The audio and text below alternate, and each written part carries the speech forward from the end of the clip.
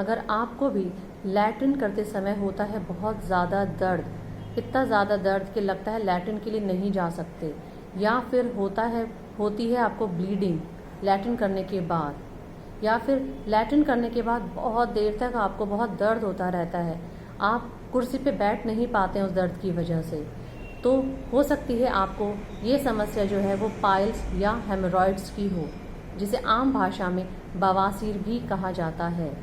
तो चलिए बात करते हैं इस टॉपिक पे। हेमोरॉइड्स के कारणों में सबसे इम्पॉर्टेंट जो कारण है वो है लाइफस्टाइल का गड़बड़ होना। आजकल की भागदौड़ भरी ज़िंदगी में हम लोग अपने खान पान का उतना ध्यान नहीं रख पाते हैं, जिसकी वजह से हमारा खाना उतना अच्छा नहीं है। वो हम पेट तो भर रहे हैं लेकिन हमें जो ज़रूरी पोषण है वो उससे नहीं मिल रहा है। जो ज़रूरी चीज़ें हैं, रफेज है, फाइबर है, जो हमारे डाइट में होना चाहिए वो नहीं है, जिसकी वजह से हमें कॉन्स्टिपेशन की शिकायत हो जाती है। सबसे इम्पॉर्टेंट कारण है डाइट में फाइबर्स का कम होना। दूसरा इम्पॉर्टेंट कारण है वाटर इनटेक का कम होना। हम बहुत सारे रीजंस की वजह से अपने पानी का इंटेक कम कर देते हैं कि बाहर जा रहे हैं, वॉशरूम्स हमें नहीं मिलेंगे तो पानी कम पीते हैं।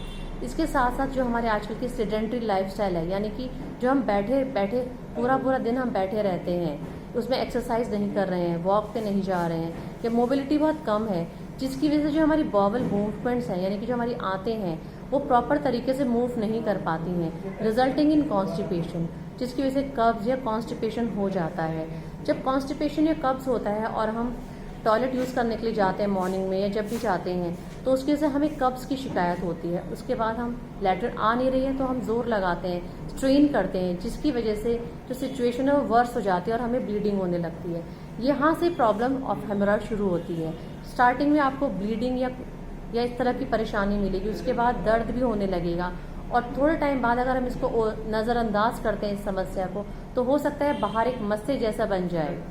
तो सबसे अच्छा है कि आप शुरुआती टाइम में, जब आपको शुरुआत में लक्षण आ रहे हैं ब्लीडिंग के, दर्द के या कॉन्स्टिपेशन की, तभी उस प्रॉब्लम को पकड़ लें ताकि आगे जाके ये प्रॉब्लम और ज़्यादा ख़राब ना हो। तो चलिए जानते हैं हेमोरॉइड्स या बवासीर की प्रॉब्लम को आप मैनेज कैसे कर सकते हैं।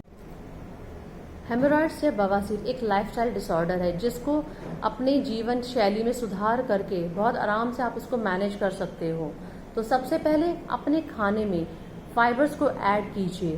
फाइबर्स आपको सारी जो दालें हैं, जो छिलके वाली दालें हैं, उसमें होता है। साथ में आप अपने खाने में सैलड्स ऐड कीजिए, जैसे कि पपीता, खीरा, ये सब अपने खाने में बढ़ाइए।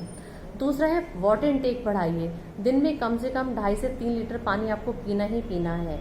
इसके साथ साथ आप अपनी लाइफ में एक्सरसाइज या वॉक या योगा को शामिल कीजिए, सो दैट आपकी लाइफ में थोड़ी सी मोबिलिटी आए, जिसकी वजह से आपकी बॉवल मूवमेंट्स ठीक से काम करेंगी और आपको कॉन्स्टिपेशन की शिकायत नहीं होगी। साथ में जब भी आप लैट्रिन के लिए जाते हैं और आपको लैट्रिन नहीं आती है तो डोंट स्ट्रेन, जोर नहीं लगाना है वहाँ पे, थोड़ी देर बैठिए, आती है वेल एंड गुड, नहीं तो come back from the toilet. चलिए देखते हैं होम्योपैथी से हम पाइल्स को कैसे मैनेज कर सकते हैं। यूँ तो होम्योपैथी में हम पेशेंट के सिम्टम्स लेके उसके अकॉर्डिंग उसको मेडिसिन प्रिस्क्राइब करते हैं, बट कुछ मेडिसिन जो हैं जो पाइल्स पे बहुत ही अच्छा काम करती हैं, उनमें से सबसे पहली दवाई है हेमामेलिस टिंक्चर। जब भी पेशेंट आपके पास आता है और कहता है कि उसे ब्लीडिंग हो रही है, तो हेमामेलिस का टिंक्चर उसे 5 ड्रॉप्स आधे कप पानी में दिन में 3 बार ले, एटलीस्ट वो 2 से 3 दिन तक, उसमें उसकी ब्लीडिंग कंट्रोल हो जाती है। अगर पेशेंट को दर्द बहुत ज़्यादा है, वो बैठ भी नहीं पा रहा है, तो उस केस में हम उसे देंगे एस्कुलस H30 पावर में 2 बूंद आधे कप पानी में दिन में 3 बार। इसके साथ साथ जब भी पेशेंट आए तो उसको हमें एडवाइस करना है कि जहाँ पे उसको दर्द है वहाँ पे थोड़ा सा नारियल तेल या वैसलीन वो लगा सकता है। तो हमने देखा किस तरीके से हम अपनी लाइफस्टाइल को मॉडिफाई करके और होम्योपैथी की मदद से बवासीर या पाइल्स की प्रॉब्लम से छुटकारा पा सकते हैं। तो take care of your health and stay happy and healthy.